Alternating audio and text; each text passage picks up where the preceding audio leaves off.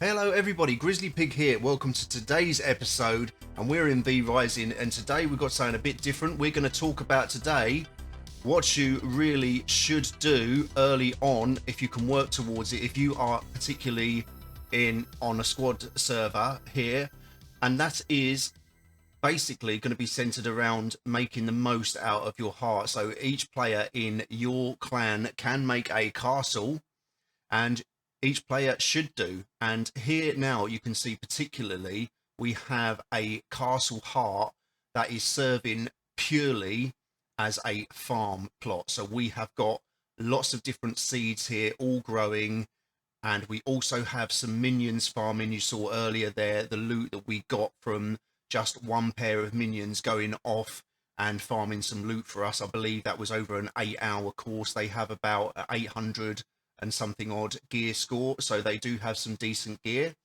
but it's really easy to get if you start out early with this. And you can see also we've got our bone farm here as well. We load Morning Lily into these grave plots here because they do not cost gem dust, so it is very easy just to leave these here spawning the zombies for very cheap. We get loads of bones and grave dust. With the bones as well as the flowers, we can teleport those straight back to the main base. We don't have to do a trip down with a horse to transport those. The grave dust is different, however. You will need to come and pick the stuff up every now and then, but you'll also need to do that with your mission loot as well anyway. So very quickly you should get a base like this that is not going to be something that you're going to defend. It's going to look like a place that is just not worth raiding. It doesn't really have anything as far as building is concerned, just a 1x1 or 1x2 building. And next now we're going to look at the seed location. So you can see the vendors here. There's two lots of locations here in Woodlands. You can spend your copper coins and get the early stage seeds. And then next we have the silver location where you spend your silver coins, and that's in the farmlands, the Dunley Farmers Market right there above the iron mine. You will need to be in human form, kill the boss Beatrix to obtain this, go into human form, and you can deal with the vendor there.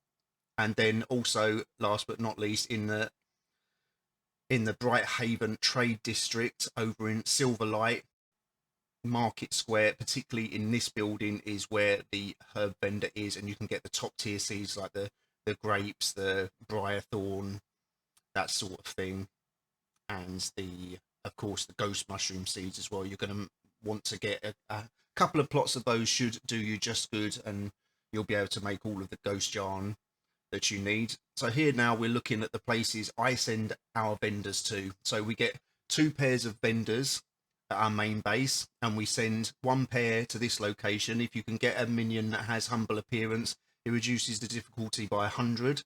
So generally workers, villagers, that kind of thing. So one of those, and we're going to gear them out so that they are able to do this. We want to try and do the 8-hour one, but 24 hours also fine as well. Then there's the spot next to it as well, Bright Haven Cathedral, and if they have that Sacred Resistance perk, they will it will lower the difficulty by 100. So get two pairs of minions farming these 2 spots in every castle you have. That's what you want to work towards. It's not something you're going to be able to do overnight, but once you are working towards it, it gets quicker because you get more loot that's going to feed the next pair of minions you get up. Right now we've got 2 pairs at the main base. We have 2 pairs at another base as well, which is built similar to our main. Because we've got 3 people in our clan, we have our farm base, we have our main base, and then we have a second main base as well. So if we get raided, we can teleport stuff over there, stuff like blood, which you can teleport on your body. The legendary shattered weapons, if you need to get those out as well, you can teleport them over. Alternatively, just load yourself up and then horse over if you need to, if your castle gets keyed or whatever. So that's about it really, just working towards getting all the resources you need in the end game so that you are not poor and you've got everything you need to repair if you need to, and make potions and get bloods and all that kind of thing there. And if you get these minions out farming the gold spots in Bright Haven, both of those positions per base. That is 2 pairs at each base. You're going to be swimming in gold jewelry. You will not have to go and farm it in Brighthaven if you choose not to. We're on a PvP server, so it gets very busy at times. So sometimes you're just not going to be able to farm the golden jewelry because you're going to be in PvP constantly. So we're looking at the stuff you need to have on your minions now. So you can go for the Dawnfawn armor, upgrade straight to Blood Moon as well because it's not that much more expensive. Get each of your minions Blood Merlot amulets. They're very cheap to make. You'll have to do the Baron de Bouchon boss and also be able to make Dark Silver ingots and Radium alloy. But once you've got that, they are relatively cheap to make. So all your minions having this at least.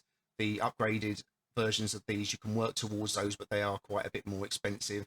And then last but not least, they will need a weapon, so make them silver weapons, and then also you can upgrade them to sanguine as well. The sanguine versions cost gold, so they're not as cheap, but as you are sending your minions out to go and get gold, this is a self-fueling project here, so you will be able to afford it if you keep sending your minions out on these missions here.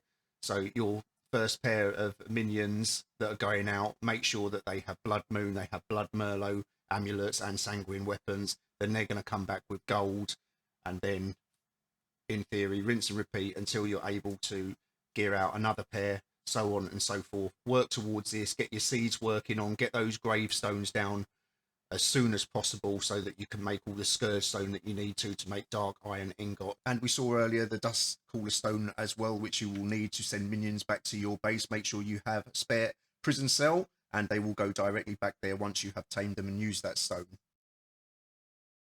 And as well here now, we're going to see my favourite spot for finding minions. So on this crossroad here, you can see lots of paladins, light weavers and clerics will pass by this crossroad near the Baron de Bouchon boss. Very good. Alternatively, just go into the city if you want to and find minions there. And that pretty much wraps that up. So hopefully that has helped and that will give you the edge you need and make things a lot easier in the end game. Thanks for watching. Please like and subscribe, and I will see you guys next time.